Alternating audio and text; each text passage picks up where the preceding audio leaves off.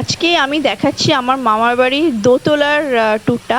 একতলাটা তো অনেকবার দেখানো হয়েছে, দোতলাটা নতুনভাবে করা হয়েছে, ওই জন্য দোতলাটা দেখাচ্ছি। এই যে সিঁড়ি দিয়ে উঠলাম, সিঁড়ি দিয়ে উঠতেই প্রথমে যে ঘরটা ওটা হচ্ছে বড় বৌমনির ঘর, তার ঠিক পাশেই হচ্ছে ছোট বৌমনির ঘর।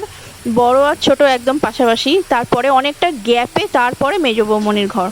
এই যে 3 নম্বর ঘরটা মেজ বৌমনির ঘর, তারপরে একটা বড় জানলা, তারপরে হচ্ছে ওইটা বাথরুম। মানে এই ওপরের এইগুলো টাইলসটা লাগিয়ে আরো সুন্দর হয়ে গেছে, দেখতেই পাচ্ছেন এগুলো সব জানলা। পুরো দালানটা দেখাচ্ছে, এই যে দেখছেন কত সুন্দর দেখতে লাগছে।